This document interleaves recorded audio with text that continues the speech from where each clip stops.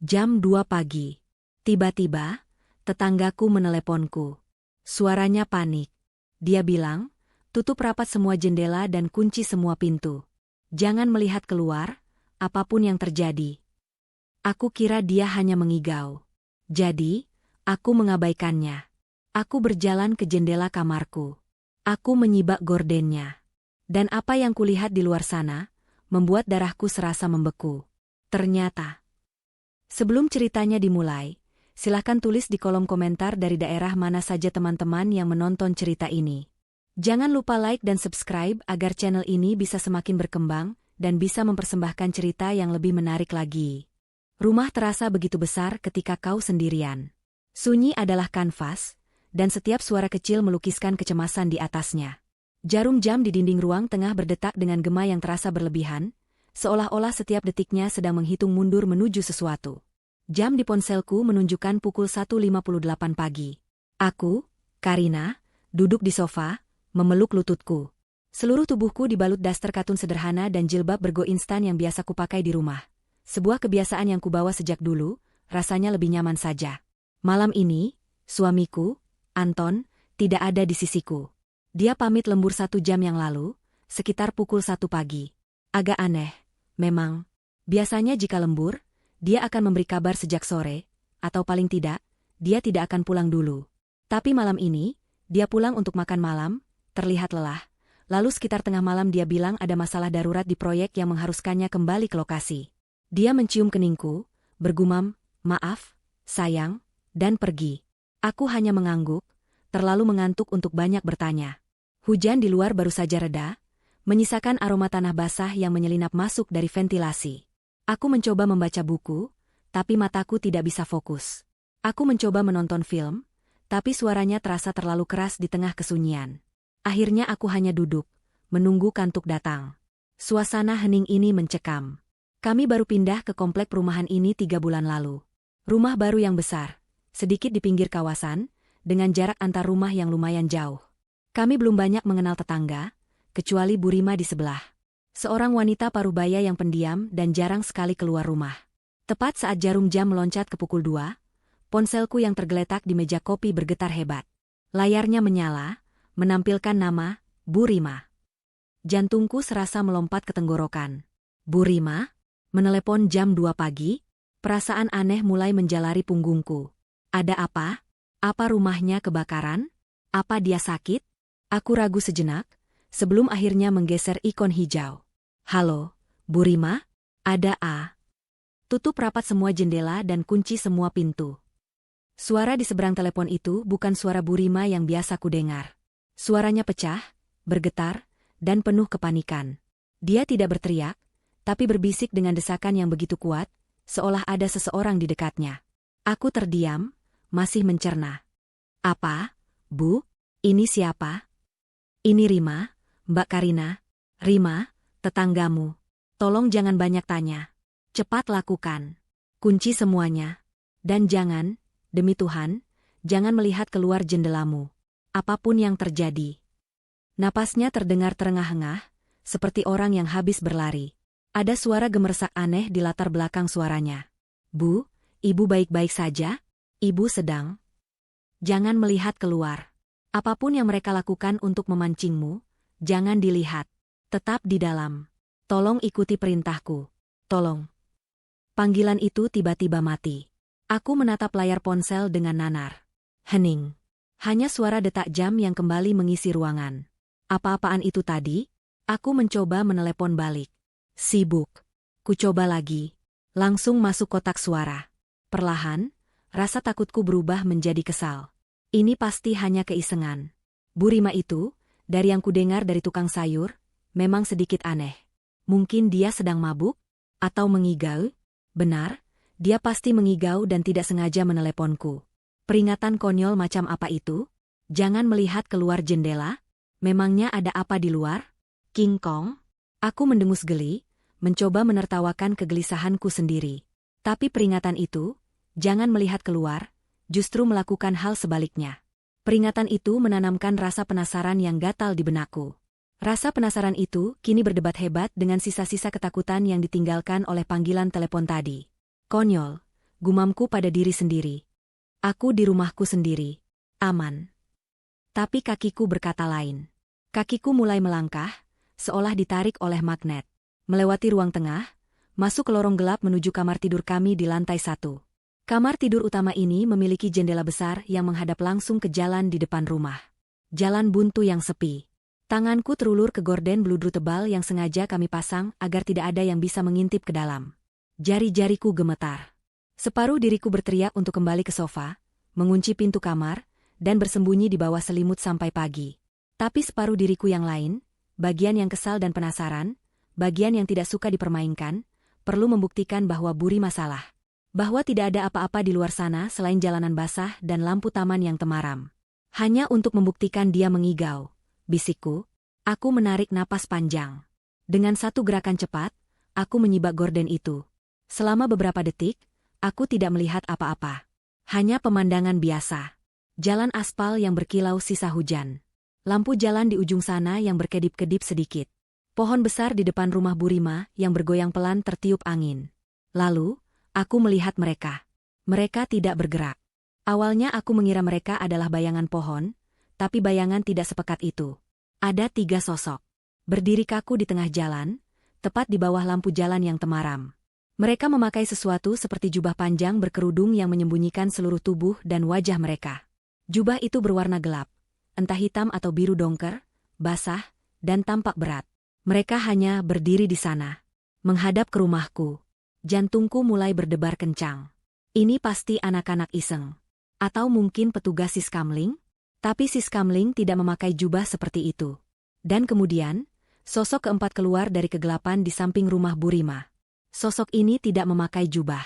Dia memakai pakaian yang kukenali. Jaket yang sama dengan yang dia pakai saat berangkat tadi. Celana kerja yang sama. Itu Anton. Suamiku. Darahku serasa membeku. Itu tidak mungkin.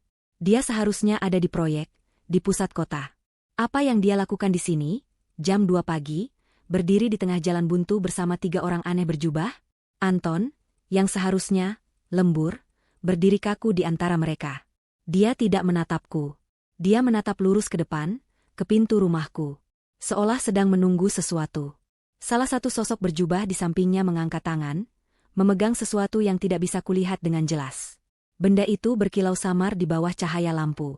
Lalu, seolah bisa merasakan tatapanku, Anton perlahan mengangkat kepalanya. Matanya, bahkan dari jarak ini, menatap lurus ke jendela kamarku. Tepat ke tempatku berdiri. Dia tahu aku di sana. Dia tahu aku sedang melihat. Dia tidak panik. Dia tidak terkejut. Dia tidak merasa bersalah karena ketahuan berbohong. Dia tersenyum. Senyum itu, ya Tuhan, senyum itu bukan senyum Anton. Bukan senyum hangat yang kukenali. Itu adalah seringai tipis, dingin, dan kosong. Seringai seseorang yang melihat seekor serangga terperangkap dalam jaringnya. Lututku lemas. Aku jatuh terduduk di lantai, punggungku membentur dinding di bawah jendela. Gorden masih terbuka, tapi aku tidak bisa bergerak untuk menutupnya. Aku tidak bisa bernapas. Panggilan Burima yang panik, peringatannya yang putus asa, dan apa yang baru saja kulihat semua itu berputar di kepalaku. Apa yang sedang terjadi? Aku tidak tahu berapa lama aku duduk membeku di lantai kamar. Mungkin hanya beberapa detik, tapi rasanya seperti selamanya. Seringai dingin Anton terpatri di kelopak mataku. Udara di kamar yang tadinya hangat kini terasa menusuk tulang. Aku bisa merasakan keringat dingin membasahi pelipis di balik jilbabku. Perlahan, dengan sisa-sisa tenaga, aku merangkak. Aku tidak berani berdiri. Aku takut dia masih melihatku. Tanganku yang gemetar meraih ujung gorden dan menariknya tertutup dengan sekali sentakan kasar. Kain beludru tebal itu kembali menelan pemandangan mengerikan di luar. Aku masih di lantai. Napasku tersengal-sengal. Tidak mungkin. Bisikku berulang kali. Itu bukan Anton. Aku pasti salah lihat. Aku mengantuk. Aku berhalusinasi.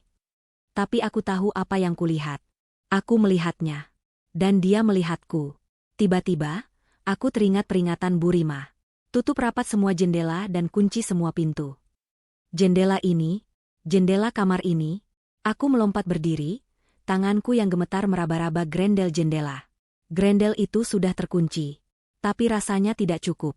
Aku mendorong meja rias kecilku, Menyeretnya dengan susah payah hingga membentur jendela, menjadikannya barikade seadanya. Lalu aku berlari. Aku berlari keluar kamar, menyusuri lorong. Pintu depan. Aku memeriksa kuncinya. Kunci atas, terkunci. Kunci bawah, terkunci. Rantai pengaman, aku memasangnya. Jantungku berdebar begitu kencang hingga telingaku berdengung. Pintu belakang. Aku berlari ke dapur. Pintu belakang yang terhubung ke taman kecil juga sudah terkunci. Aku menambahkan kunci gembok tambahan yang biasa kami gunakan. Aku memeriksa jendela dapur, jendela ruang makan, jendela ruang tamu. Semuanya terkunci. Rumah ini sekarang seperti benteng. Tapi aku tidak merasa aman. Aku merasa terperangkap. Akal sehatku mulai kembali. Aku harus mendapatkan bukti. Aku harus tahu apa yang sebenarnya terjadi. Kebohongan apa ini? Siapa orang-orang berjubah itu? Aku meraih ponselku yang tadi kulempar ke sofa. Layarnya retak sedikit di sudut. Aku harus menelepon Anton. Aku harus mendengar suaranya. Aku harus mendengar dia membantah. Mengatakan dia ada di proyek, mengatakan aku gila. Aku butuh kebohongan itu sekarang. Jariku gemetar saat menekan nomor, suamiku. Panggilan tersambung. Aku menempelkan ponsel ke telingaku, siap mendengar nada sambung. Alih-alih, aku mendengar suara dering. Bukan dari ponselku. Suara dering itu ada di dalam rumah. Napas tertahan di tenggorokanku. Suara dering itu pelan, teredam, tapi jelas. Berasal dari ruang kerja Anton di sebelah ruang tamu. Aku berjalan pelan, seolah di atas pecahan kaca. Pintu ruang kerjanya sedikit terbuka. Aku mendorongnya. Gelap. Aku meraba saklar lampu. Cahaya neon putih menerangi ruangan seketika. Ruangan itu rapi. Meja kerjanya bersih seperti biasa. Dan di atas meja, tergeletak ponsel Anton yang satunya. Ponsel yang khusus untuk kantor. Ponsel yang seharusnya dia bawa, lembur. Layarnya menyala dan bergetar, menampilkan fotoku dengan tulisan, Karina sayang memanggil. Aku menekan tombol merah di layarku, memutuskan panggilan. Dering di ruang kerja itu berhenti. Aku tertegun. Dia tidak membawa ponselnya. Tanganku bergerak seperti memiliki pikiran sendiri. Aku membuka laci meja kerjanya. Laci pertama, alat tulis. Laci kedua, dokumen. Laci ketiga, laci yang selalu dikuncinya. Aku menariknya. Terkunci. Dulu aku tidak pernah peduli. Tapi sekarang, aku harus membukanya. Aku mengambil penjepit kertas dari laci pertama. Aku bukan ahli, tapi aku putus asa. Aku mengotak-atik lubang kunci. Terdengar bunyi, klik, pelan. Laci itu terbuka. Di dalamnya tidak banyak. Hanya beberapa barang. Tapi barang-barang itu membuat darahku semakin dingin. Ada dompetnya. Dompet kulit hitam yang selalu dia bawa. KTP, SIM, kartu kredit, semua ada di sana. Ada kunci mobilnya, tergantung rapi di gantungan kunci. Dan ada kunci rumah kami. Satu set lengkap. Dia tidak pergi kemana-mana. Dia tidak pergi kerja. Dia tidak membawa dompet, tidak membawa kunci mobil, tidak membawa ponsel. Dia meninggalkan semuanya di sini. Dia berbohong. Dia pamit, lembur, jam 1 pagi, tapi dia meninggalkan semua identitasnya di rumah. Dia pergi keluar sana, ke jalanan, untuk bertemu orang-orang berjubah itu, tanpa membawa apa-apa. Jadi, bagaimana dia pergi? Dia tidak mungkin berjalan kaki. Lalu, bagaimana dia akan masuk kembali? Pikiran itu menghantamku seperti kereta api. Dia meninggalkan kuncinya. Dia tidak bisa masuk. Kecuali dia punya kunci lain. Atau kecuali dia tidak perlu kunci. Aku mundur perlahan dari ruang kerja. Kebohongan ini terlalu besar. Ini bukan sekadar lembur palsu. Ini sesuatu yang gelap dan terencana. Panggilan Burima, dia tahu. Dia tahu Anton berbohong. Aku kembali ke ruang tengah, tubuhku gemetar hebat. Aku harus menelepon polisi. Ya, polisi. Aku akan bilang ada orang mencurigakan di depan rumah. Saat aku baru saja akan menekan nomor darurat, aku mendengarnya. Kar. Suara itu pelan, sangat pelan. Aku menahan napas. Kar. Suara itu berasal dari pintu depan. Itu bukan suara ketukan. Bukan suara orang menekan bel. Itu suara seperti kuku panjang, atau mungkin sikat kawat, sedang diseret perlahan di permukaan kayu pintu. Dari atas ke bawah. Lagi. Dan lagi. Kar. Mereka ada di depan pintu. Sosok-sosok berjubah itu. Mereka tahu aku di dalam. Mereka tahu aku sendirian. Aku menutup mulutku dengan kedua tangan agar tidak menjerit. Air mata panik mulai membakar mataku. Aku mundur, menjauhi pintu. Lalu suara goresan itu berhenti. Hening. Hening yang memekakkan telinga. Lalu klik. Suara logam beradu. Suara kunci dimasukkan ke dalam lubang kunci. Jantungku berhenti berdetak. Tidak. Tidak mungkin. Kuncinya ada di ruang kerja. Aku melihatnya sendiri. Klek. Gagang pintu bergerak. Turun. Aku lupa. Rantai pengaman. Aku memasang rantai pengaman. Terdengar suara pintu didorong, tapi tertahan oleh rantai. Celah kecil terbuka. Karina, sayang, kamu di dalam. Itu suara Anton. Terdengar normal. Terdengar lelah. Kenapa pintunya dirantai? Dek, bukain dong. Mas kedinginan di luar. Dia di sana, di balik pintu. Berpura-pura tidak terjadi apa-apa. Suara Anton di balik pintu terdengar begitu normal, begitu miliknya. Itu adalah suara suami yang lelah pulang kerja. Tapi aku tahu apa yang kulihat di luar jendela. Aku tahu seringai dingin yang bukan miliknya. Karina, sayang, kamu dengar Mas? Bukain dong. Aku berdiri terpaku di tengah ruang tamu, menatap pintu berantai itu. Celah kecil itu adalah satu-satunya pemisah antara aku dan dia. Antara aku dan monster yang baru saja kulihat. Mas bawa kunci, kan? Suaraku keluar lebih gemetar dari yang kuinginkan. Terdengar helaan napas berat dari balik pintu. Bawa.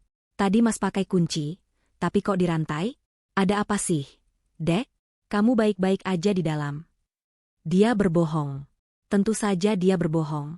Kunci rumah yang setahuiku satu-satunya, ada di dalam laci ruang kerjanya. Itu artinya dia punya duplikat. Duplikat yang tidak pernah dia ceritakan. Untuk apa? Perlahan, aku melangkah maju. Tanganku gemetar hebat saat menyentuh rantai kuningan yang dingin. Pikiranku berteriak, jangan dibuka. Lari. Telepon polisi. Tapi apa yang akan kukatakan pada polisi? Suamiku pulang kerja dan aku tidak mau membukakan pintu? Mereka akan menganggapku gila.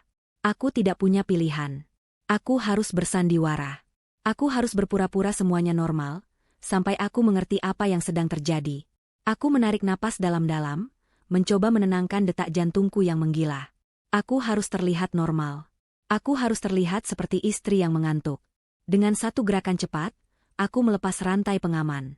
Pintu itu langsung terdorong terbuka. Anton berdiri di sana. Dia basah kuyup. Jaket kulit hitamnya meneteskan air hujan ke teras.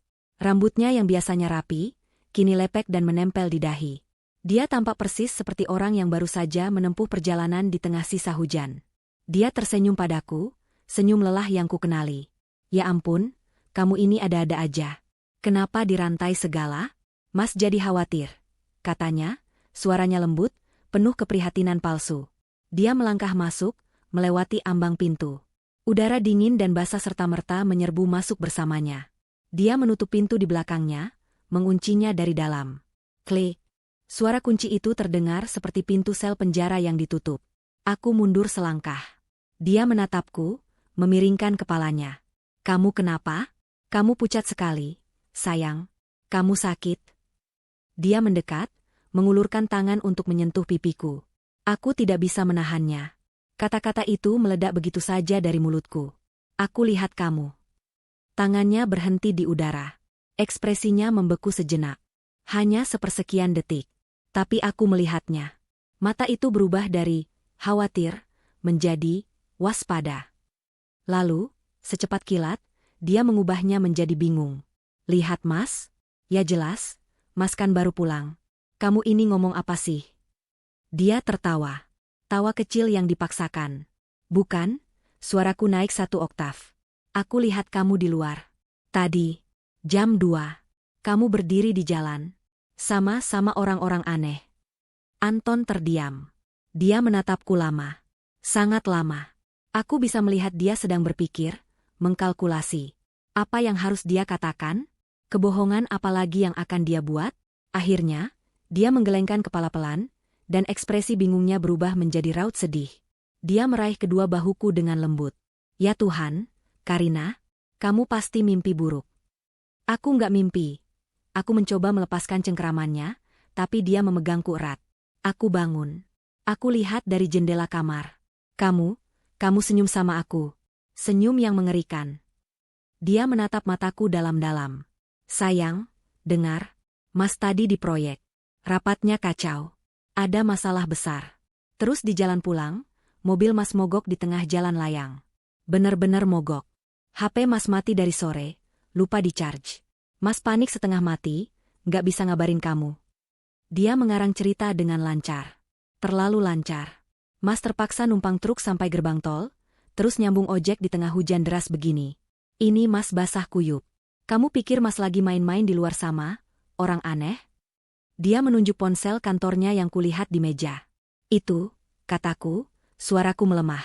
Ponselmu di ruang kerja. Tadi aku telepon, bunyi di sana. Ya itu, katanya cepat, seolah aku baru saja membantunya. Itu ponsel kantor yang baru. Mas sengaja tinggal, karena yang lama kan lagi di servis. Mas bawa ponsel pribadi Mas yang biasa. Dan itu mati total. Kamu bisa cek kalau nggak percaya. Dia merogoh sakunya, mengeluarkan ponselnya yang lain. Layarnya hitam. Dia menekan tombol power. Tidak menyala. Tentu saja. Dia sudah mempersiapkan semuanya. Dan dompet? Kunci mobil? Tanyaku lagi, putus asa mencari celah dalam kebohongannya. Dompet Mas ada di saku jaket ini. Dia menepuk jaketnya. Dan kunci mobil, ya jelas di mobil Mas yang mogok di jalan layang itu. Sayang. Gimana sih kamu? Semua jawabannya masuk akal. Terlalu masuk akal. Dia sudah memikirkan setiap kemungkinan. Dia memutarbalikkan fakta, membuatku terlihat seperti istri paranoid yang berhalusinasi. Dia menarikku ke dalam pelukannya. Pelukan erat yang basah dan dingin. Seshaha. Sudah. Kamu cuma kecapean. Sendirian di rumah baru, wajar kalau kamu jadi cemas berlebihan. Nggak ada siapa-siapa di luar. Cuma ada kita. Aku berdiri kaku dalam pelukannya. Aku ingin percaya padanya. Demi Tuhan, aku ingin sekali percaya bahwa aku hanya bermimpi buruk. Bahwa suamiku adalah suamiku. Tapi kemudian, aku menciumnya. Itu bukan bau hujan. Bukan bau jaket kulit. Bukan bau parfum kantornya. Di balik aroma basah itu, ada bau lain. Bau yang pekat, menusuk hidung, dan membuatku mual seketika. Bau tanah. Tanah kuburan yang basah. Dan bau kemenyan. Asap yang pekat dan manis. Seperti yang biasa kau cium di tempat-tempat keramat atau upacara pemakaman. Bau itu menempel lekat di jaketnya, di rambutnya, di kulitnya. Aku mendorongnya menjauh dengan keras. Kamu bohong. Pekiku. Anton tersentak, ekspresi terkejut di wajahnya. Karina. Bau apa ini? Aku menunjuknya dengan jari gemetar. Ini bukan bau ojek. Ini bukan bau mobil mogok. Kamu bau kemenyan. Kamu bau tanah. Kamu habis dari mana, Anton?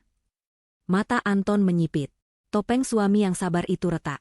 Untuk sesaat, aku melihat lagi sosok yang ada di luar jendela. Dingin, kejam, dan penuh perhitungan. Dia menatapku tajam.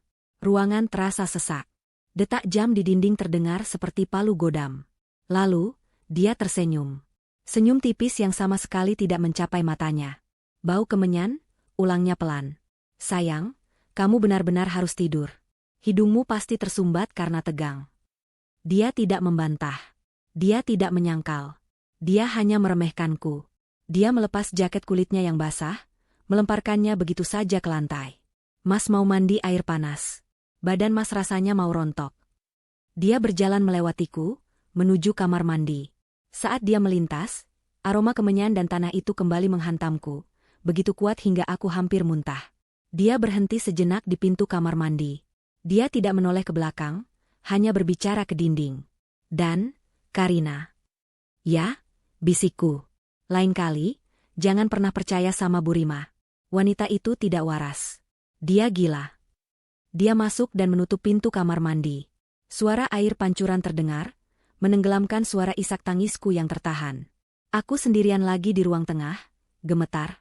Aku tahu aku tidak gila. Dan aku tahu, suamiku adalah pembohong yang sangat, sangat berbahaya. Aku tidak kembali ke kamar. Aku tidak sanggup. Bayangan tidur di ranjang yang sama dengan pria yang baru saja berbohong terang-terangan di depanku, pria yang berbau seperti ritual kematian, membuat perutku mulas. Aku duduk di sofa ruang tengah, dalam gelap. Satu-satunya cahaya berasal dari lampu jalan di luar yang menembus gorden jendela. Aku mendengarkan suara air pancuran berhenti. Aku mendengar langkah kakinya di lorong. Dia tidak memanggilku. Dia tidak mencariku. Dia langsung masuk ke kamar. Lampu kamar menyala, lalu beberapa menit kemudian, padam. Dia tidur. Atau, dia pura-pura tidur. Aku duduk di sana selama berjam-jam. Pukul 3 pagi. Pukul 4 pagi.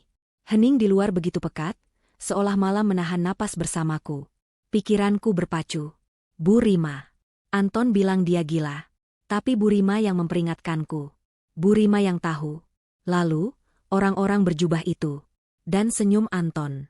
Senyum yang dia berikan padaku dari jalanan. Itu bukan senyum untuk korban, mimpi buruk. Itu senyum, selamat datang di permainan. Rasa takutku perlahan menguap, digantikan oleh sesuatu yang lain. Sesuatu yang dingin dan keras. Kemarahan. Aku tidak akan menjadi korban.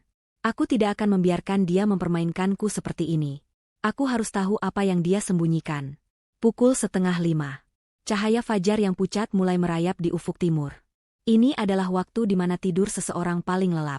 Termasuk, kuharap, Anton. Aku harus bergerak sekarang. Dengan langkah kaki yang nyaris tak terdengar, aku bangkit dari sofa. Aku tidak memakai alas kaki. Aku berjalan menuju ruang kerja Anton. Tempat di mana kebohongan pertama terungkap. Pintu itu masih terbuka sedikit. Persis seperti saat kutinggalkan. Aku menyelinap masuk. Aku tidak menyalakan lampu, tidak berani mengambil risiko. Cahaya abu-abu dari jendela ruang kerja sudah cukup. Di sana, di laci meja, dompetnya, kunci mobilnya, dan ponsel kantornya masih tergeletak. Kebohongan yang nyata, yang bisa kusentuh. Tapi bukan itu tujuanku. Tujuanku adalah laci ketiga. Laci yang terkunci. Aku berjongkok di depannya. Aku menarik penjepit kertas dari tempatnya di meja, sama seperti tadi. Tapi sekarang, tanganku tidak gemetar karena takut. Tanganku gemetar karena adrenalin. Aku memasukkan ujung logam itu ke lubang kunci. Klik, krek. Aku menggoyangnya perlahan. Jantungku berdebar di telinga. Aku teringat pernah melihat cara ini di film. Ayolah. Klik. Laci itu terbuka dengan suara gesekan pelan. Napas tertahan di dadaku. Di dalam, hanya ada sedikit barang. Tapi barang-barang itu membuatku mengerti bahwa ini lebih besar dari yang kubayangkan. Pertama, sebuah buku catatan kecil bersampul kulit hitam. Kusam dan tua. Tidak ada judul, tidak ada tulisan apapun di sampulnya. Aku membukanya dengan hati-hati. Isinya bukan tulisan. Halaman pertama penuh dengan simbol-simbol aneh.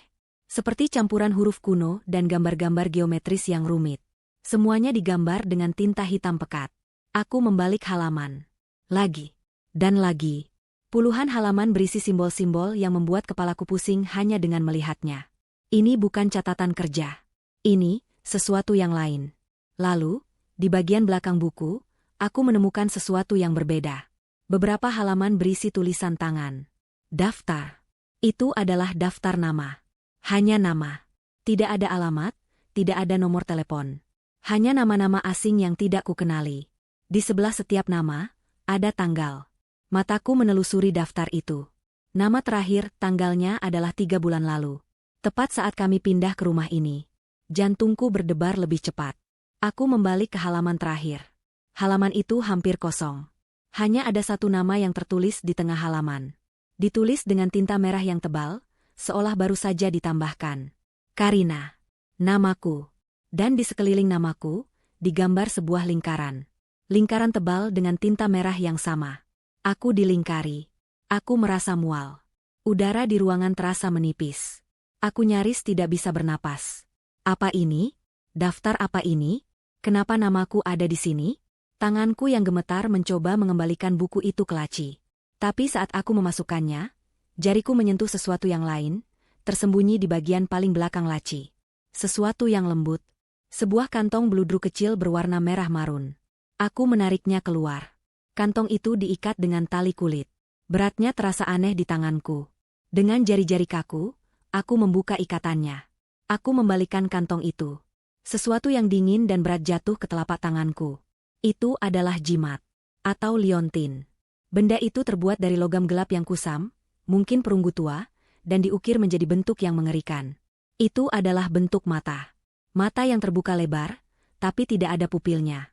Hanya lubang kosong yang seolah menatap balik padaku, penuh dengan kebencian purba. Saat kulitku bersentuhan dengan logam dingin itu, sensasi yang mengerikan menjalari lenganku. Bukan hanya dingin. Ini adalah kedinginan yang menusuk, kedinginan yang hidup. Dan sebuah gambaran melintas di benakku begitu cepat. Kegelapan. Tangan-tangan kurus yang mencakar dari dalam tanah. Dan bau kemenyan yang memuakan. Aku menjerit pelan dan menjatuhkan jimat itu. Benda itu jatuh ke lantai kayu dengan suara gedebuk pelan yang tumpul. Aku terhuyung mundur, menabrak meja. Aku harus keluar dari sini. Aku berlari keluar dari ruang kerja, tidak peduli lagi jika aku membangunkan Anton. Aku butuh air. Aku butuh udara. Aku berlari ke dapur, terengah-engah. Aku membuka keran di wastafel dan menyalakan air sedingin mungkin. Aku menangkupkan air itu dan membasuh wajahku berulang kali, mencoba menghilangkan rasa mual dan bayangan mengerikan tadi. Aku mematikan keran. Di tengah keheningan pagi buta, aku mendengar detak jantungku sendiri. Aku mengangkat kepala, menatap bayanganku di jendela dapur yang gelap. Wajahku pucat. Mataku liar karena ketakutan. Lalu, aku membeku. Di kaca jendela, di belakang bayanganku sendiri, ada bayangan lain. Seseorang berdiri di luar. Di tamanku. Tepat di balik jendela dapur. Itu Bu Rima. Wajahnya pucat pasi, menempel di kaca. Mata tuanya terbelalak ngeri. Dia tidak bersuara. Dia hanya mengetuk-ngetuk kaca jendela dengan panik, menggunakan satu jari. Tok, tok, tok. Bibirnya bergerak cepat, membentuk kata-kata tanpa suara, tapi aku bisa membacanya dengan jelas. Dia tahu. Lalu dia menunjuk ke belakangku, ke arah lorong kamar tidur. Dia bangun. Napas tersangkut di tenggorokanku. Dia bangun. Anton bangun dan dia tahu aku sudah masuk ke ruang kerjanya. Keluar. Suara Bu Rima di balik kaca terdengar mendesak. Kini sedikit bersuara. Dia tidak lagi mengetuk, tapi menggaruk-garuk kaca, matanya melotot ke arah lorong di belakangku. Cepat, Mbak. Lewat pintu belakang. Sekarang. Aku tidak berpikir. Aku hanya bereaksi. Adrenalin membanjiri tubuhku, menyingkirkan rasa mual dan pusing. Tanganku menyambar gagang pintu dapur, memutar kunci gembok tambahan yang kupasang tadi dengan jari-jari gemetar. Tepat saat aku berhasil membuka pintu, aku mendengar suara langkah kaki berat di lorong. Langkah kaki Anton. Dia tidak lagi menyelinap. Dia berjalan cepat. Karina, teriaknya dari dalam rumah. Suaranya tidak lagi lembut. Suara itu dingin dan penuh amarah. Mau kemana kamu? Aku membanting pintu dapur hingga terbuka dan melompat keluar, ke taman belakang yang basah dan gelap. Udara subuh yang dingin menusuk paru-paruku. Sini, Mbak. Cepat. Bu Rima berbisik kencang dari balik pagar tanaman tinggi yang membatasi rumah kami. Aku berlari, menabrak pot-pot tanaman, tidak peduli pada duri mawar yang menggores dasterku. Aku mencapai pagar tanaman dan menerobos celah yang sudah terbuka, celah yang tampaknya sengaja dibuat oleh Bu Rima. Aku jatuh tersungkur di halaman rumputnya yang basah. Di belakangku, aku mendengar pintu dapurku dibanting terbuka. Karina. SSHH. Diam. Sini. Bu Rima menarik lenganku dengan kasar, menyeretku merangkak di balik semak-semak besar di halamannya. Kami bersembunyi di balik rimbunnya pohon belimbing, terengah-engah dalam kegelapan. Aku bisa melihat Anton dari sini. Dia berdiri di ambang pintu dapurku, diterangi lampu dapur yang masih menyala. Dia hanya mengenakan celana tidur hitam dan kaos oblong putih. Rambutnya acak-acakan. Tapi matanya menyapu taman belakang dengan intensitas yang buas. Dia sedang berburu. Dia melihat ke kiri, ke kanan. Dia tahu aku keluar. Dia melangkah ke taman. Sayang, udaranya dingin. Jangan main-main. Kamu bisa sakit. Suaranya kembali berubah, mencoba terdengar lembut, tapi ada nada mengancam yang kental di baliknya. Dia berjalan beberapa langkah di tamanku. Aku dan Bu Rima menahan napas. Bumi serasa berhenti berputar. Lalu dia berhenti. Dia melihat ke arah pagar tanaman kami. Dia tahu aku tidak mungkin pergi jauh. Dia menatap lurus ke arah persembunyian kami. Jantungku serasa mau meledak. Dia tidak mungkin melihat kami. Terlalu gelap. Setelah hening yang terasa abadi, dia mendengus. Baiklah. Kalau kamu mau main petak umpet. Dia berbalik, masuk kembali ke dalam rumah, dan menutup pintu dapur. Tapi dia tidak menguncinya. Aku baru bisa bernapas setelah dia menghilang. Aku berpaling ke Burima. Wanita itu gemetar hebat. Lebih hebat dariku. Wajahnya pucat pasi di cahaya subuh yang redup. Ibu, ibu tahu. Bisikku, air mata akhirnya mengalir. Apa yang terjadi? Kita tidak punya waktu, Mbak. Burima mencengkeram lenganku, kuku-kukunya menancap. Kita harus bicara cepat. Dia tahu Mbak tahu. Dia akan mempercepat semuanya. Mempercepat apa? Burima, tolong jelaskan. Tadi aku lihat di laci mejanya ada buku hitam, ada jimat namaku. Wajah Burima berubah menjadi ngeri saat aku menyebut jimat. Bentuknya mata, bisiknya. Aku mengangguk kaku. Ya Tuhan, rintihnya, dia terduduk di tanah yang basah. Dia sudah sejauh itu. Bajingan itu. Siapa mereka, Bu? Siapa Anton sebenarnya? Burima menatap matanya yang tua ke mataku. Ada ketakutan di sana, tapi juga kemarahan yang sudah lama terpendam. Mereka adalah perkumpulan. Sebuah kultus. Sekte sesat. Apapun Mbak mau menyebutnya. Mereka bukan menyembah setan. Mereka menyembah sesuatu yang lebih tua. Sesuatu yang lapar. Napasku tercekat. Anton bagian dari itu? Bagian? Burima tertawa getir. Suamimu bukan sekadar bagian, Mbak. Dia adalah salah satu pemanggil terkuat. Dia ambisius. Jauh lebih ambisius dari yang lain. Burima menarik napas panjang, matanya menerawang ke masa lalu yang kelam. Aku tahu, karena aku pernah seperti Mbak. Darahku berdesir. Maksud ibu? Suami pertamaku, katanya pelan, suaranya pecah. Dia juga anggota. Dulu kami hidup susah. Lalu tiba-tiba, dia sukses besar. Proyek di mana-mana. Uang mengalir deras. Aku senang sekali. Aku tidak tahu harganya. Dia berhenti, menelan ludah. Harganya adalah aku. Dia menumbalkanku. Bukan untuk dibunuh. Tapi untuk dipersembahkan jiwanya. Untuk diambil energinya sedikit demi sedikit sampai aku kosong. Sampai aku hanya jadi cangkang. Tapi aku melawan. Bagaimana? Aku kabur. Tepat sebelum ritual puncaknya. Aku kehilangan segalanya. Anakku, mereka mengambil anakku sebagai gantinya.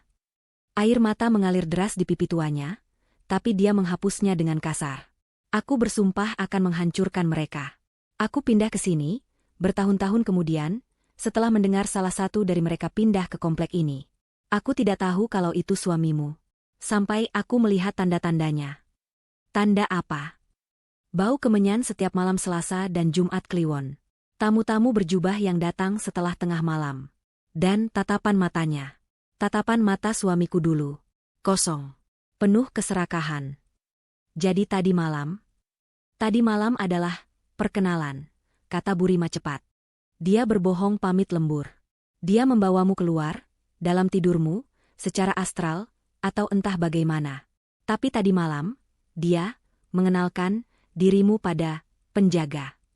Sosok-sosok berjubah itu. Mereka adalah saksi. Dia memberitahu entitas itu bahwa kamu adalah persembahan berikutnya. Ritualnya sudah dimulai, Mbak. Aku teringat panggilan teleponnya. Itu sebabnya ibu meneleponku. Aku melihat mereka berkumpul di jalan. Aku tahu itu tandanya. Aku mencoba memperingatkanmu. Aku menyuruhmu jangan melihat keluar. Karena jika kamu melihat mereka, kamu mengakui kehadiran mereka. Kamu memberi mereka izin untuk melihatmu juga. Dan kamu membuka jendela, kan? Aku mengangguk ngeri. Mbak sudah terikat dengan mereka sekarang. Bisiknya putus asa. Dan saat kamu masuk ke ruang kerjanya, menyentuh jimat itu, kamu mengkonfirmasi ikatan itu. Kamu sudah ditandai. Namamu di buku itu adalah kontrak. Kontrak untuk apa? Untuk ditukar, kata Burima. Nyawamu, jiwamu, energimu ditukar dengan kekuasaan absolut untuk Anton. Kekayaan yang dia punya sekarang hanyalah permulaan. Dia ingin lebih. Dia ingin semuanya. Perutku serasa diaduk. Suamiku, pria yang kucintai, menjadikanku tumbal. Aku harus lari, kataku, mencoba berdiri. Aku harus ke polisi. Polisi? Burima menarikku kembali. Mbak mau bilang apa? Suamiku anggota kultus? Mereka akan mengurung Mbak di rumah sakit jiwa. Anton akan bilang Mbak depresi. Dia akan menang. Tidak, lari bukan pilihan. Lalu apa? Tanyaku putus asa. Aku harus bagaimana? Pasrah? Mata Burima menyala dalam kegelapan.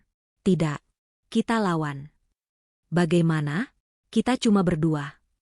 Satu-satunya cara menghentikan ritual adalah dengan menghancurkan altarnya, kata Burima, suaranya kuat.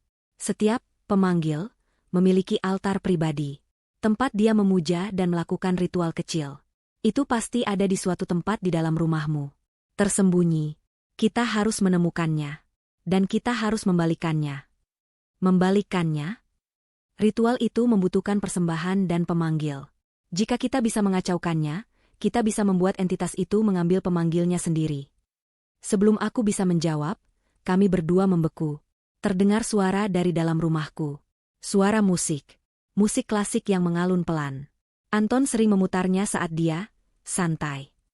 Dia sudah tidak mencariku. Dia sedang menungguku. Mbak harus kembali ke dalam, kata Burima. Apa? Ibu gila? Dia akan membunuhku.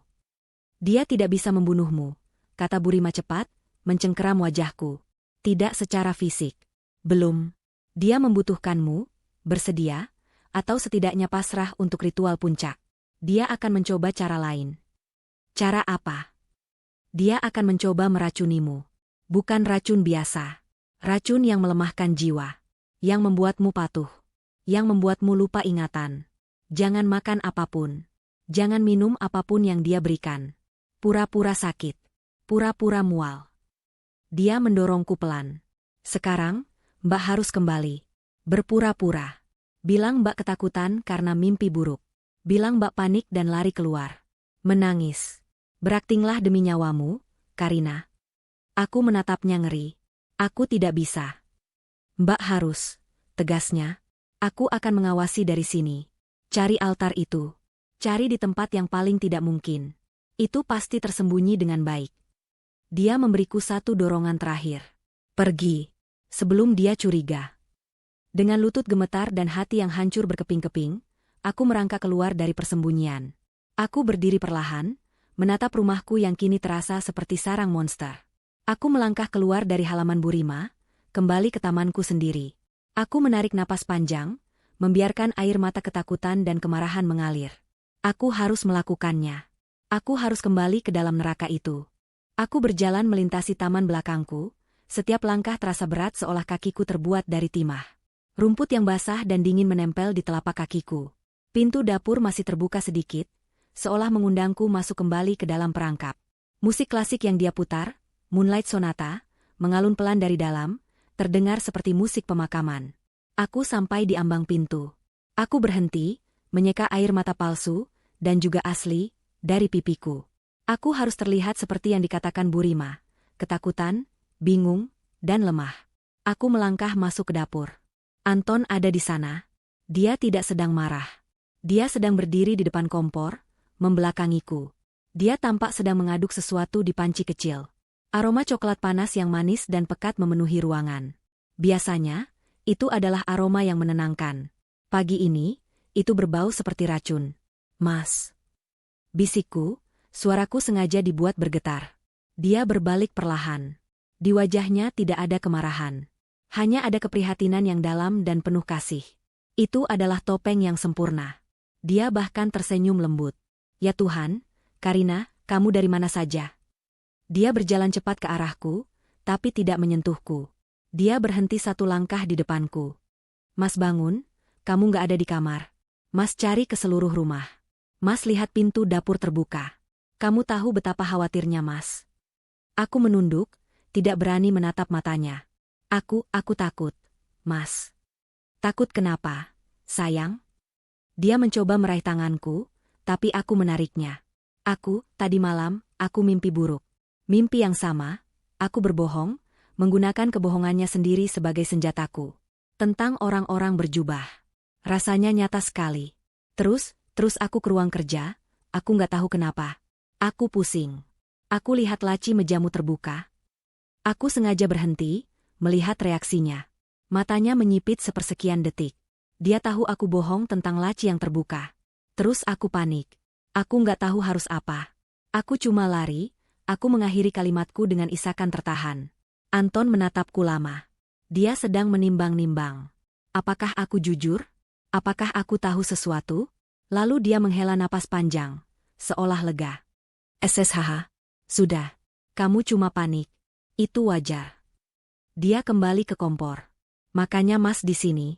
Mas tahu kamu pasti kedinginan. Mas buatin coklat panas kesukaanmu. Yang pakai sedikit kayu manis.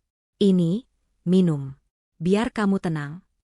Dia menuangkan cairan kental berwarna coklat tua itu ke dalam mug favoritku. Dia menyodorkannya padaku. Minum, sayang. Biar hangat. Peringatan Bu Rima berdering di telingaku. Jangan minum apapun yang dia berikan. Aku menatap mug itu. Uapnya mengepul, membawa aroma manis yang kini membuatku mual. Tanganku terulur, gemetar. Aku menatap matanya. Aku mual, Mas. Perutku nggak enak. Mungkin masuk angin. Ekspresi Anton tidak berubah. Dia masih tersenyum. Ayolah, Dek. Cuma sedikit. Ini akan membuatmu merasa lebih baik. Mas jamin. Dia menyorongkan mug itu lebih dekat. Dia memaksa. Ini adalah tes pertama. Aku tidak punya pilihan. Aku harus menolaknya tanpa membuatnya curiga. Aku mengambil mug itu. Tanganku gemetar hebat. Anton mengawasiku, matanya tidak berkedip. Terima kasih, Mas, kataku pelan. Lalu, aku tersandung. Aku sengaja menyenggol kakiku sendiri, membuat tubuhku terhuyung ke depan. Mug itu terlepas dari genggamanku, dan semua isinya tumpah. Cairan coklat panas itu menyiram lantai dapur, mengenai sebagian kaki celana tidur Anton. Astaga! Aku menjerit, terdengar lebih karena kaget daripada sengaja. Maaf, Mas, maaf. Tanganku licin aku. Aku langsung berjongkok, berpura-pura membersihkan lantai dengan tangan, padahal aku hanya gemetaran. Anton berdiri kaku. Coklat panas itu menetes dari celananya. Senyumnya lenyap. Untuk sesaat, topeng itu terlepas seluruhnya. Matanya berkilat marah, rahangnya mengeras. Aku melihat kebencian murni di sana. Dia ingin sekali memukulku. Mas nggak apa-apa? Panas. Ya? Maaf. Dia tidak menjawab. Dia hanya menatap cairan coklat di lantai. Lalu, pelan-pelan, dia mengendalikan dirinya. Dia menarik napas dalam. Saat dia menatapku lagi, senyum itu sudah kembali, walau sedikit kaku. Nggak apa-apa, katanya, suaranya tegang. Bisa dibersihkan. Kamu sepertinya benar-benar terguncang. Dia mengambil kain lap di wastafel, dan melemparkannya ke lantai dekat kakiku. Bersihkan. Mas mau ganti celana. Setelah itu, kamu istirahat di kamar. Dia berbalik dan berjalan keluar dapur. Dia tidak marah karena tumpahan. Dia marah karena aku tidak meminumnya. Bu Rima benar. Aku membersihkan lantai dengan cepat, tanganku masih gemetar, tapi sekarang bukan hanya karena takut. Juga karena kemenangan kecil ini. Sisa hari itu adalah neraka yang sunyi. Anton mengumumkan dia, kerja dari rumah, hari ini. Dia duduk di ruang kerjanya, tapi aku tahu dia tidak bekerja. Dia mengawasiku. Setiap kali aku bergerak, aku bisa merasakan matanya di punggungku. Rumah ini, yang dulu adalah surga kami, kini menjadi penjara. Aku berpura-pura sakit. Aku menghabiskan sebagian besar waktu di kamar tidur, di bawah selimut, tapi mataku tidak pernah terpejam. Aku mendengarkan setiap suara. Aku harus menemukan altar itu. Pikiranku berputar. Di mana? Di mana orang menyembunyikan sesuatu yang mengerikan di rumah modern? Bukan di gudang, terlalu mudah ditemukan. Bukan di loteng, kami tidak punya loteng. Lalu aku teringat. Beberapa minggu setelah kami pindah, Anton bilang dia akan merenovasi lemari pakaian di kamar kami. Dia bilang ingin membuat rak sepatu tambahan. Dia mengerjakannya sendiri selama beberapa hari, mengunci pintu kamar, tidak mengizinkanku masuk. Dia bilang dia ingin memberiku kejutan. Kejutan itu adalah lemari yang rapi. Tapi sekarang aku sadar, lemari itu terasa lebih sempit. Ruang di dalamnya terasa berkurang. Jantungku berdebar. Aku harus menunggu. Aku menunggu sampai sore. Sampai Anton bilang dia ada telepon penting, dan mengunci diri di ruang kerjanya. Ini adalah kesempatanku. Aku menyelinap ke kamar tidur kami. Berdiri di depan lemari pakaian besar dari kayu jati itu. Aku membuka pintunya. Pakaian-pakaianku dan pakaian-pakaian Anton tergantung rapi. Aku mendorong semua pakaian Anton ke samping. Di belakangnya, hanya ada dinding kayu polos bagian belakang lemari. Aku mengetuknya. Tuk, tuk, tuk. Suaranya padat. Aku menggeser lagi. Ke bagian paling sudut. Di belakang jas-jas mahalnya. Aku mengetuk lagi. Tuk, tuk, tong. Suara itu berbeda. Suara itu berongga. Jantungku melompat. Aku meraba-raba permukaan kayu itu dengan panik. Tidak ada gagang. Tidak ada celah. Bagaimana cara membukanya? Aku meraba-raba lagi, menekan setiap inci kayu. Di bagian bawah, dekat lantai lemari, jariku merasakan sesuatu. Sebuah tonjolan kecil yang nyaris tak terasa. Sebuah tombol?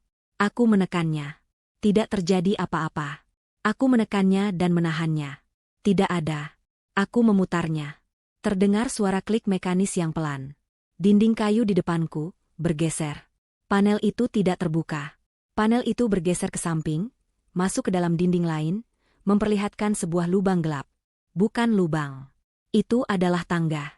Tangga sempit dan curam yang menuju ke bawah. Ke dalam kegelapan total. Dan dari kegelapan itu, tercium bau yang sama seperti di jaket Anton tadi malam. Bau tanah basah. Dan bau kemenyan yang sangat pekat. Aku telah menemukannya. Aku menemukan altar itu. Aku berdiri di ambang pintu lemari yang terbuka, menatap ke dalam lubang hitam pekat di lantai. Tangga itu seolah-olah ditelan oleh kegelapan. Bau kemenyan dan tanah basah menyembur keluar, begitu pekat hingga aku harus menutup hidungku dengan daster. Rasanya seperti menghirup udara dari kuburan yang baru dibuka. Di mana akal sehatku? Seharusnya aku lari. Lari keluar rumah, berteriak minta tolong. Tapi peringatan Bu Rima berputar di kepalaku, polisi akan menganggapmu gila. Anton akan menang. Tidak. Aku tidak akan lari. Aku tidak akan membiarkan dia menang. Aku harus tahu apa yang ada di bawah sana. Aku harus menemukan bukti. Aku harus menemukan cara untuk menghentikan ini. Tanganku merogoh saku dasterku, mencari satu-satunya senjataku, ponsel. Aku menggenggamnya erat. Dengan satu tarikan napas terakhir yang bergetar, aku menyalakan lampu senter di ponselku. Cahaya putih yang tajam itu menembus kegelapan, menerangi anak tangga pertama. Tangga itu terbuat dari batu kasar, sempit, dan curam. Dinding di sekitarnya bukan kayu. Itu, tanah padat yang dipadatkan, basah dan berkilauan. Ini jelas bukan buatan pengembang perumahan. Ini adalah sesuatu yang Anton bangun sendiri, atau sesuatu yang memang sudah ada di bawah rumah ini, dan dia hanya membukanya. Aku menoleh sekali lagi ke pintu kamar. Aman. Aku masih bisa mendengar suara Anton yang teredam dari ruang kerjanya. Dia sedang rapat di telepon. Suaranya terdengar bersemangat, menjijikan. Demi nyawamu, Karina, bisikku pada diri sendiri, mengulangi kata-kata Bu Rima. Aku melangkahkan kakiku ke anak tangga pertama. Dingin. Batu itu terasa dingin dan lengket, seolah menyedot kehangatan dari kakiku. Aku turun perlahan, satu persatu. Lampu ponselku hanya menerangi area kecil di depanku, menciptakan bayangan-bayangan menakutkan yang menari-nari di dinding tanah. Bau kemenyan semakin kuat, bercampur dengan bau busuk lain yang tidak bisa kutebak.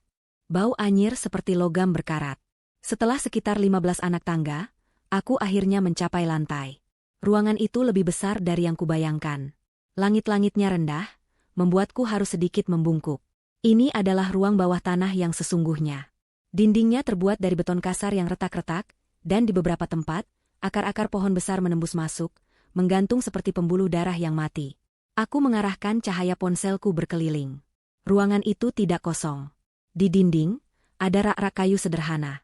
Di atasnya ada toples-toples kaca berisi, entahlah, herbal kering, cairan berwarna aneh, dan sesuatu yang tampak seperti gumpalan rambut dan kuku. Aku memalingkan muka, menahan rasa mual. Lalu, cahaya ponselku menyentuh pusat ruangan. Dan aku berhenti bernapas. Di sana, di tengah ruangan, berdiri sebuah altar. Itu bukan meja biasa. Itu adalah satu bongkahan batu hitam besar yang dipahat kasar. Permukaannya rata dan berkilau basah di bawah cahaya senterku, seolah baru saja dilap dengan minyak. Di sekeliling batu itu, di lantai beton yang retak, terukir sebuah lingkaran besar dengan simbol-simbol rumit yang sama seperti yang kulihat di buku catatan Anton. Lingkaran itu digambar dengan sesuatu yang berwarna merah kecoklatan. Aku tidak mau menebak itu apa. Di atas altar itu, jantungku serasa diremas. Di atas altar itu, Diletakkan dalam sebuah bingkai perak yang indah, ada fotoku. Foto pernikahanku. Bukan foto berdua. Hanya fotoku. Anton telah memotong dirinya sendiri dari foto itu. Di foto itu, aku sedang tersenyum lebar, menatapnya penuh cinta. Di sini, di ruang bawah tanah yang busuk ini, senyumanku terlihat bodoh dan naif. Di samping fotoku, ada sebuah belati. Belati ritual yang melengkung, dengan gagang yang terbuat dari tulang. Dan di samping belati itu, ada sebuah buku. Buku itu besar, jauh lebih besar dari buku catatan hitam yang kutemukan tadi. Buku ini bersampul kulit yang tampak sangat tua dan retak-retak.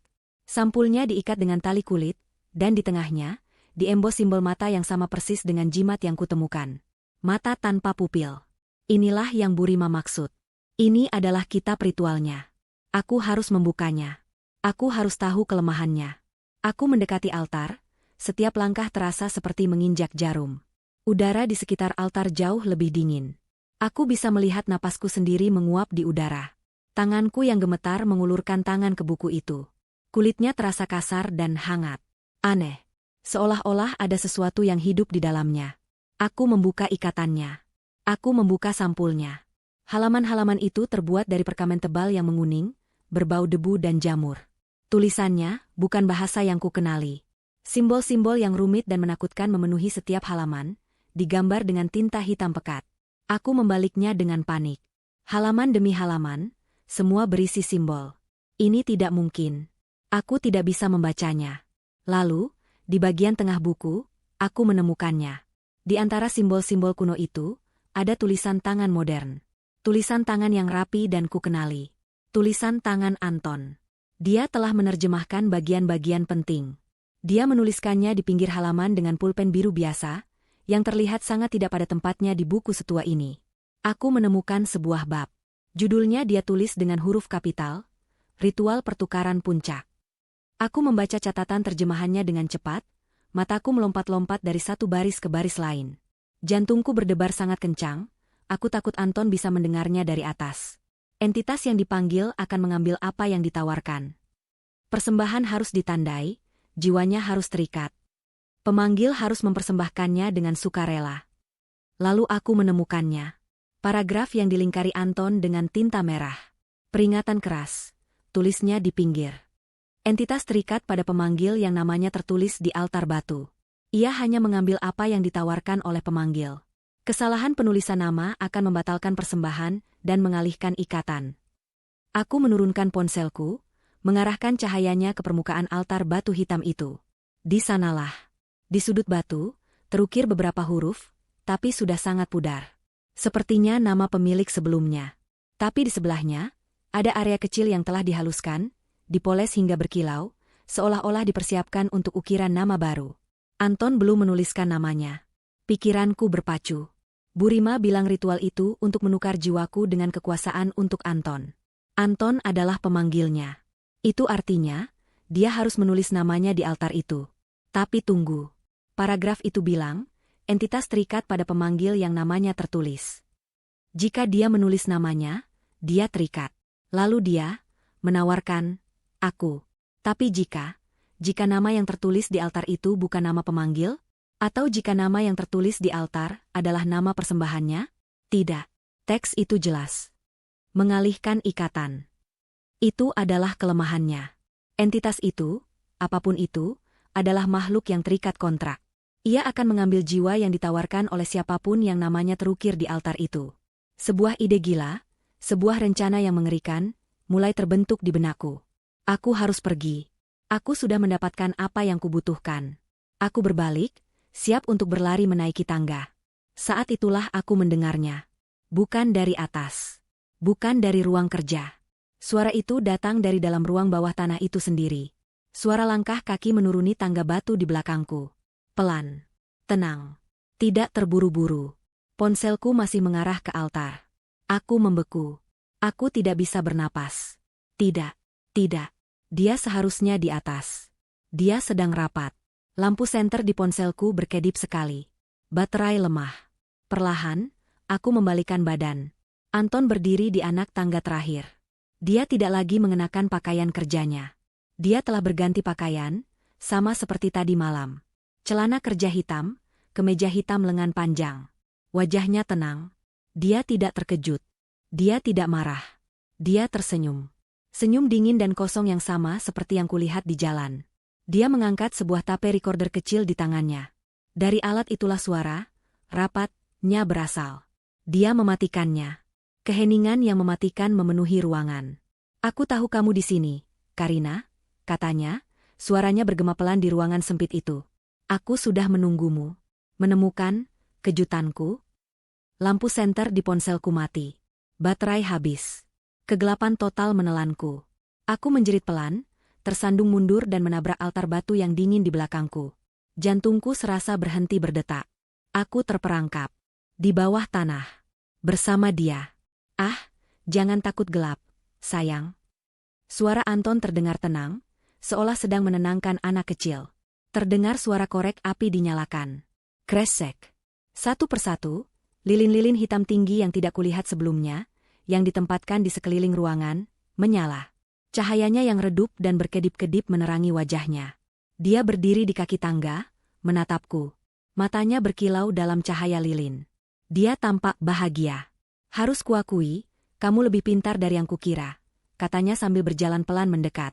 Dia berjalan mengitariku, seperti pemangsa yang mengamati mangsanya. Menemukan ruang ini sendirian. Membaca buku itu. Mengesankan. "Anton, kenapa?" Suaraku keluar seperti bisikan serak. Air mataku mulai mengalir, kali ini murni karena teror. "Aku istrimu. Kita saling mencintai." Dia berhenti di depanku. Dia tertawa. Tawa itu bukan tawa hangat yang kukenal. Tawa itu kering dan hampa. "Cinta?" ulangnya, seolah kata itu adalah lelucon yang kotor.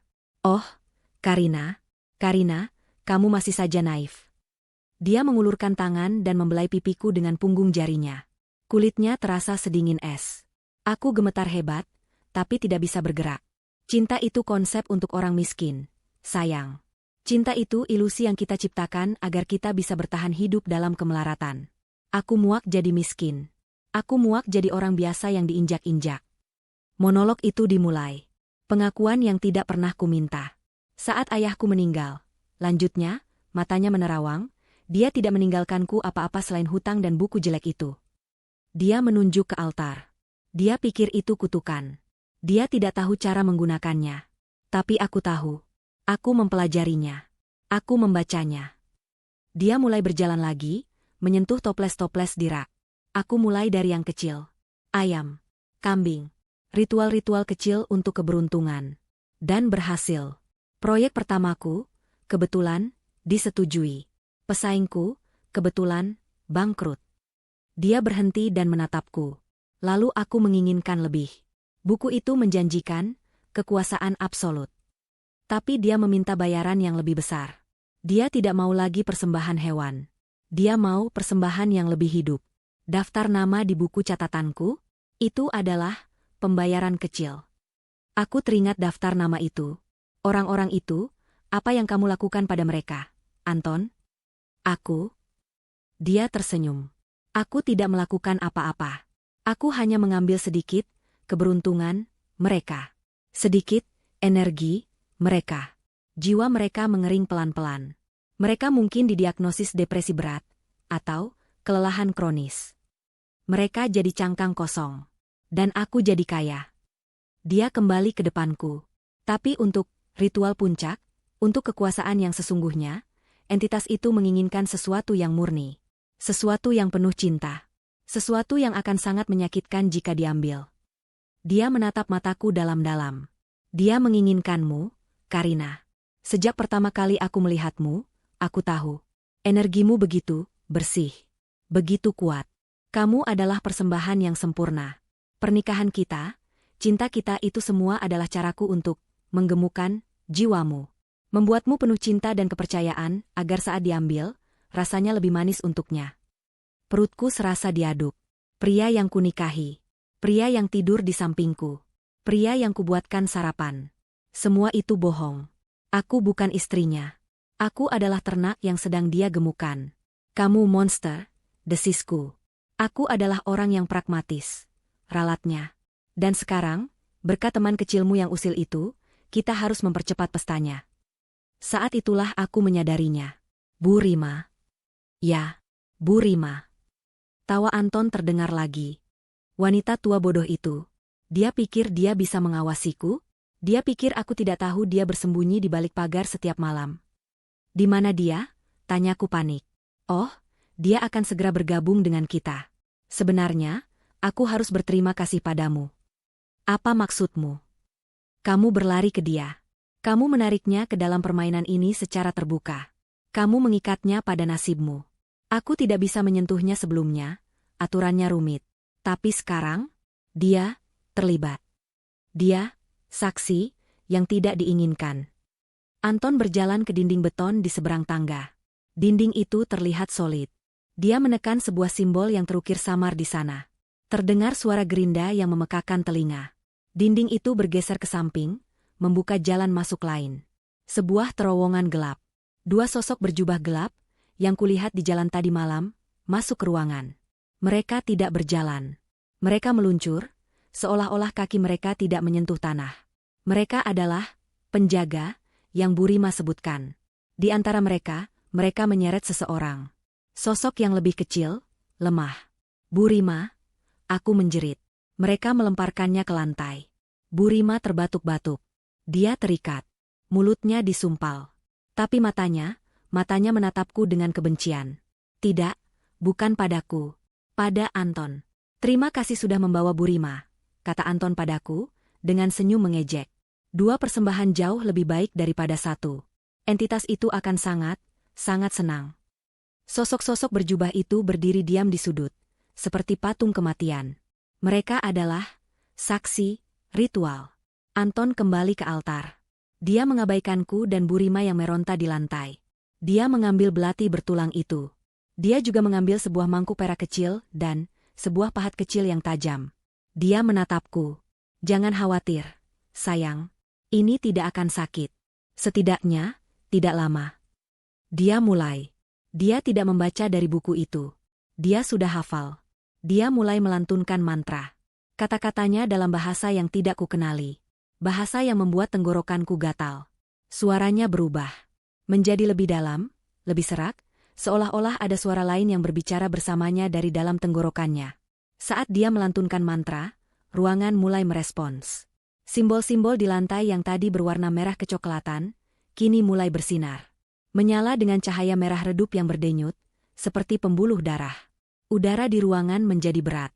Aku merasa sulit bernapas. Udara menjadi sangat dingin, begitu dingin hingga aku bisa melihat helaan napasku dengan jelas. Bau kemenyan dan tanah menjadi sangat kuat, memuakan, memenuhi paru-paruku. Aku mendengar suara bisikan. Berasal dari segala arah. Dari dinding. Dari tanah. Dari bayang-bayang. Ribuan suara berbisik serempak dalam bahasa kuno itu, menggemakan lantunan Anton. Bu Rima menjerit tertahan di balik sumpalan mulutnya, matanya terbelalak ngeri. Lihat, teriak Anton, suaranya kini bergemuruh. Dia mengangkat kedua tangannya. Dinding di belakang altar. Dinding beton yang solid itu mulai retak. Itu bukan retakan biasa. Itu adalah retakan hitam pekat. Kegelapan murni, lebih hitam dari bayangan apapun, mulai merembes keluar. Kegelapan itu tidak diam. Kegelapan itu bergerak, menggeliat seperti makhluk hidup. Udara yang keluar dari celah itu begitu dingin hingga membekukan air mata di pipiku. Dia datang, seru Anton dalam ekstasi. Penjaga telah dipanggil. Lihat kemuliaannya, Karina. Ini adalah kekuatan yang akan menjadi milikku. Kegelapan itu menyembur keluar dari celah, mulai membentuk sesuatu. Sesuatu yang besar, dan sangat lapar. Ritual telah dimulai. Kegelapan yang menyembur keluar dari celah dinding itu tidak lagi berbentuk uap atau bayangan. Ia mulai menggumpal. Seperti tinta yang diteteskan ke dalam air, ia berputar dan memadat di tengah ruangan. Ruangan itu bergetar hebat. Lilin-lilin berkedip-kedip liar, apinya menari-nari ketakutan, hampir padam oleh hawa dingin yang menusuk tulang. Dari gumpalan kegelapan itu, sebuah sosok mulai terbentuk. Sesuatu yang begitu besar hingga ia harus membungkuk di ruangan bawah tanah yang rendah ini. Sesuatu yang terbuat dari malam abadi dan kebencian murni. Tidak ada mata yang terlihat, tapi aku merasa jutaan mata sedang mengawasiku. Inilah penjaga itu. Inilah entitas yang Anton puja. Indah, bukan? Suara Anton terdengar di tengah gemuruh. Aku menoleh. Dia berdiri di samping altar, wajahnya penuh dengan ekstasi dan kekaguman yang gila. Dia tidak takut. Dia senang. Dia di sini, Karina. Serunya di atas suara bisikan yang kini memenuhi ruangan. Dia datang. Dia datang untuk mengambil persembahannya. Dia berbalik menghadapku, matanya berkilat-kilat dalam cahaya lilin yang sekarat. Inilah akhir dari permainanmu, sayang. Dia mengambil pahat kecil dan palu batu yang tergeletak di altar. Dan sekarang, gumamnya, lebih pada dirinya sendiri, untuk menyelesaikan kontrak. Dia membungkuk di atas altar, di atas area yang telah dia haluskan. Nama pemanggil harus diukir, katanya, mengulangi apa yang mungkin dia baca di buku itu. Sebagai tanda ikatan abadi. Dia mengangkat pahat itu, menempatkannya di atas batu hitam yang berkilau. Dia akan menulis namanya. Dia akan menulis Anton. Aku menatap Burima.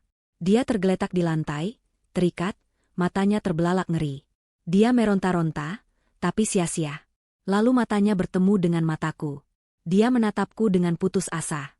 Dia melirik ke arah altar, lalu kembali padaku. Matanya seolah memohon. Lakukan sesuatu. Ingat buku itu. Buku itu. Ya Tuhan, buku itu.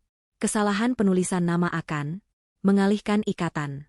Sebuah rencana gila, rencana yang hanya punya satu kesempatan, terlintas di benakku. Aku harus menghentikannya menulis namanya. Tepat saat Anton mengangkat palu untuk memukul pahat itu, aku menjerit. Tidak. Tunggu. Jeritanku begitu keras dan putus asa, hingga membelah keriuhan di ruangan itu. Anton membeku. Palunya tertahan di udara. Dia menoleh padaku perlahan, wajahnya berubah dari ekstasi menjadi kemarahan murni. Apalagi? Geramnya. Kamu salah, teriakku, aku berjuang untuk berdiri, lututku gemetar hebat. Kamu melakukan kesalahan. Diam, bentaknya. Jangan ganggu aku. Kamu salah baca, teriakku lagi, air mata mengalir di pipiku. Aku menggunakan rasa takutku sebagai bahan bakar. Aku membacanya. Aku membaca buku itu tadi. Bukan nama pemanggil yang harus diukir di altar. Itu adalah kebohongan. Kebohongan terbesar dalam hidupku. Anton menyipitkan matanya. Dia berhenti. Apa maksudmu? Dia ragu. Aku bisa melihat keraguan itu. Dia begitu dekat dengan tujuannya. Ketakutan terbesarnya adalah melakukan kesalahan teknis kecil di saat-saat terakhir. Dia tahu aku telah membaca buku itu di altar. Nama persembahan. Pekiku, kata-kata itu keluar begitu saja. Kamu harus mengukir namaku. Nama, Karina. Itu adalah cara untuk menandai persembahan secara permanen di batu. Itu yang tertulis di sana. Anton menatapku, lalu ke buku besar yang terbuka di altar. Dia terlalu sombong untuk memeriksa ulang catatannya sendiri di depan persembahannya. Coba pikir, Anton, aku menangis, berjalan selangkah lebih dekat.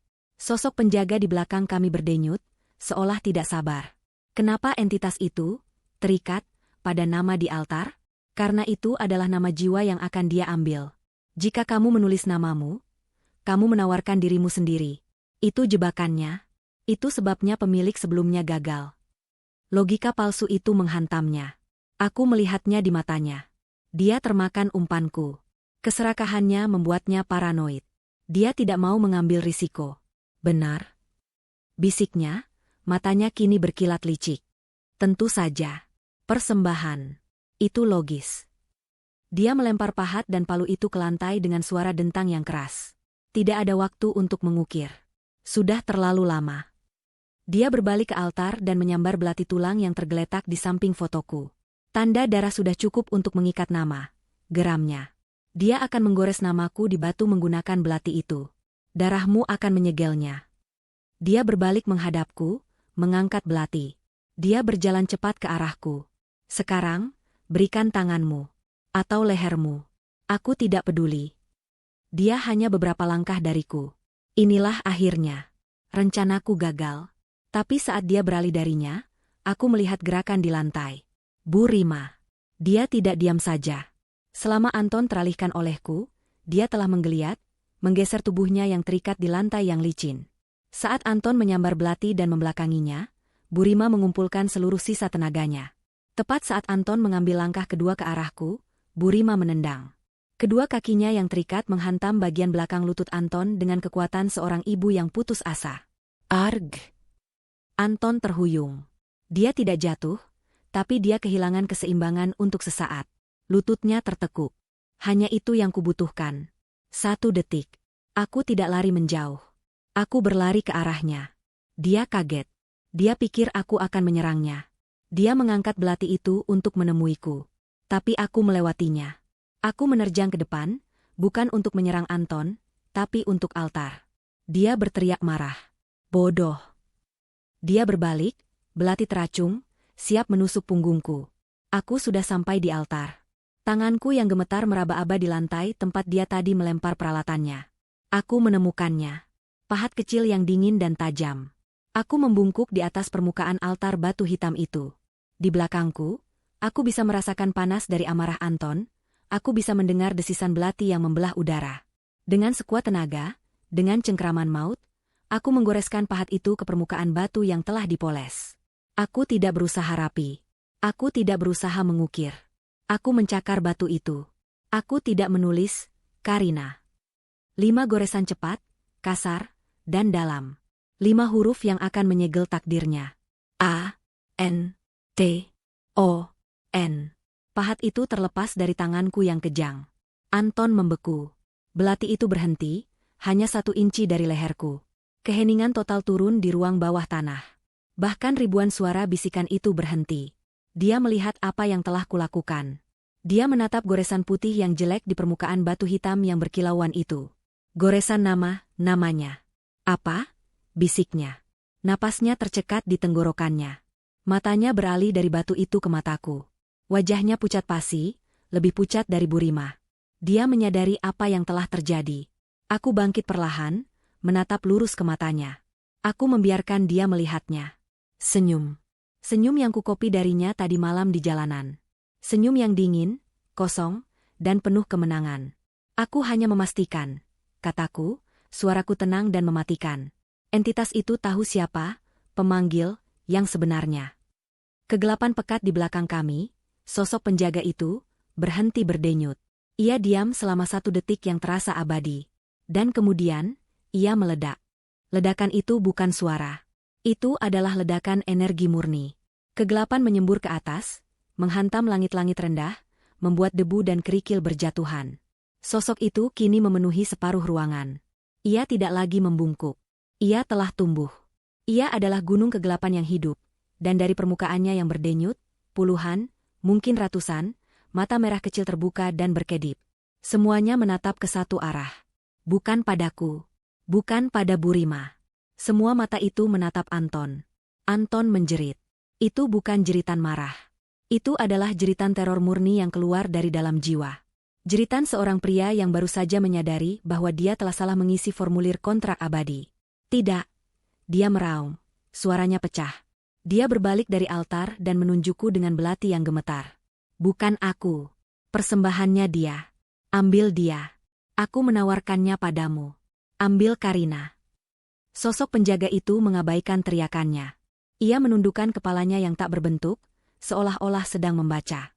Mata merahnya yang banyak terfokus pada goresan kasar di permukaan altar. Anton. Kontrak telah ditandatangani. Nama pemanggil telah terukir. Dan pemanggil itu, dalam kebodohan dan keserakahannya, tidak menawarkan apa-apa selain dirinya sendiri. Ikatan itu telah dialihkan. Anton mengerti. Aku melihat momen ketika pengetahuan itu menghantamnya. Dia tidak mencoba berdebat lagi. Dia lari. Dia berbalik dan berlari menuju tangga batu, menuju keselamatan. Dia bahkan tidak sampai di anak tangga pertama. Sosok penjaga itu bergerak lebih cepat dari kilat. Sulur-sulur kegelapan pekat, tebal seperti lengan pria dewasa, melesat keluar dari tubuh utamanya. Mereka meluncur melintasi lantai, mengabaikanku dan Burima seolah-olah kami tidak ada. Sulur-sulur itu menjerat pergelangan kaki Anton. Dia jatuh tersungkur dengan keras ke lantai beton. Tidak. Lepaskan aku. Ini kesalahan. Ini semua kesalahan. Dia merangkak, mencakar-cakar lantai dengan putus asa. Tapi sosok itu tidak bermain-main. Ia menarik. Anton diseret mundur melintasi lantai. Dia menjerit saat tubuhnya diseret melintasi lingkaran simbol yang bersinar merah. Asap mengepul dari pakaian dan kulitnya dimanapun dia menyentuh simbol-simbol itu. Entitas itu membakarnya dalam perjalanannya kembali ke altar. Karina, tolong aku. Dia memekik padaku. Memohon. Aku hanya berdiri di sana, di samping Burima, yang kini telah kudekati. Aku menatapnya.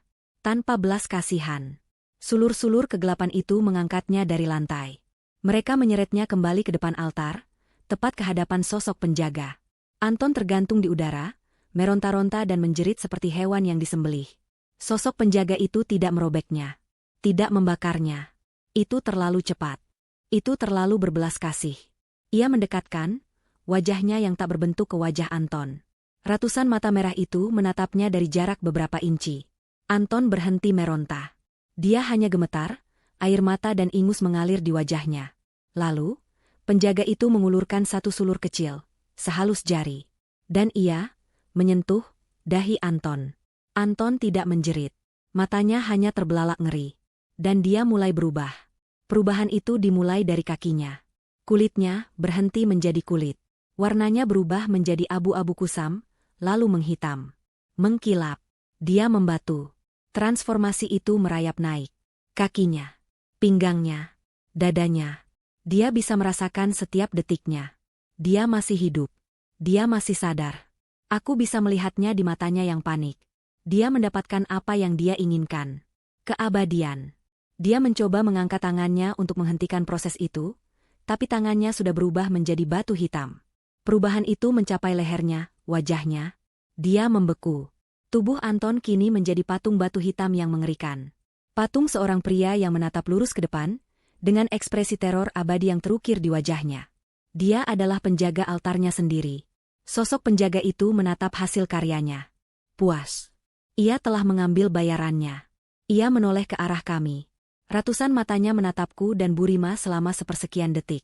Lalu ia seolah mendengus, tidak tertarik. Kami bukan bagian dari kontrak. Dengan suara gemuruh rendah, seperti gunung yang runtuh, sosok penjaga itu surut. Ia kembali masuk ke dalam celah di dinding, seperti pasta gigi yang didorong kembali ke dalam tabungnya. Celah itu menutup. Krak. Dinding itu kembali menjadi beton solid. Dan saat itu juga, ruangan mulai bergetar. Getaran yang hebat. Ini bukan lagi getaran ritual. Ini adalah getaran fisik. Tempat ini runtuh. Teriak Burima, suaranya serak. Sihir yang menopang ruangan bawah tanah ini telah hilang bersama pemiliknya. Dinding tanah mulai longsor. Batu-batu besar berjatuhan dari langit-langit. Aku tidak membuang waktu. Aku menyambar belati tulang yang dijatuhkan Anton dan berlari ke Burima. Dengan tangan gemetar, aku memotong sisa ikatan di tangan dan kakinya. Kita harus pergi, Bu. Sekarang. Di belakangmu, pekik Burima. Aku berbalik. Altar batu hitam itu retak menjadi dua. Patung Anton yang mengerikan itu terbelah, jatuh ke dalam celah yang terbuka di lantai, dan ditelan oleh kegelapan abadi di bawahnya. Buku, jimat, dan semua rahasianya terkubur bersamanya. Lewat tangga, teriakku. Kami berdua berlari, terhuyung-huyung. Kami menaiki tangga batu itu, dua anak tangga sekaligus. Di belakang kami, aku mendengar suara runtuhan yang memekakan telinga. Seluruh ruang bawah tanah itu ambruk, mengubur kejahatan Anton selamanya. Kami tersembur keluar dari panel rahasia di lemari, jatuh ke lantai kamar tidur kami yang aman dan normal. Aku berbalik dan membanting panel kayu itu hingga tertutup. Terdengar suara klik saat panel itu mengunci, diikuti oleh suara gemuruh terakhir dari bawah tanah, dan kemudian hening. Hening yang damai.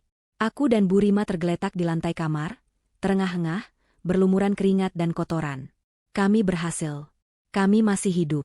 Fajar menyingsing. Cahaya matahari pagi pertama yang sesungguhnya mulai menyelinap masuk melalui jendela kamar. Cahaya itu belum pernah terasa sehangat ini. Beberapa jam kemudian, aku dan Burima duduk di teras depan, dibalut selimut. Sirene terdengar di kejauhan, semakin mendekat. Burima, setelah cukup tenang, menelepon polisi. Dia melaporkan adanya kebocoran gas dan ledakan kecil di bawah tanah dari rumahku. Cerita yang masuk akal. Petugas pemadam kebakaran datang, diikuti oleh polisi. Mereka memasang garis polisi. Mereka bertanya padaku, "Di mana suami Anda, Bu Karina?" Tanya seorang petugas dengan hati-hati. Aku menatapnya, mataku tenang, walau tubuhku masih gemetar. Aku menyesap teh hangat yang diberikan Burima. "Suami saya, kataku pelan. Dia pamit lembur tadi malam. Aku berhenti sejenak, menatap rumahku yang kini menjadi makam. Saya rasa dia tidak akan kembali. Aku menjual rumah itu minggu depannya. Aku tidak membawa apa-apa selain pakaian yang kukenakan. Aku dan Bu Rima pindah. Jauh dari kota itu. Kami memulai hidup baru. Dia dengan kedamaian yang akhirnya dia temukan, dan aku dengan kekuatan yang tidak pernah ku ketahui ku miliki. Aku tidak hanya selamat. Aku menang. Dan Anton? Dia mendapatkan apa yang sangat dia inginkan. Dia mendapatkan keabadian. Terkurung dalam kegelapan, sendirian, selamanya. Karma telah terbayar lunas. Jam 2 pagi. Tiba-tiba, tetanggaku meneleponku.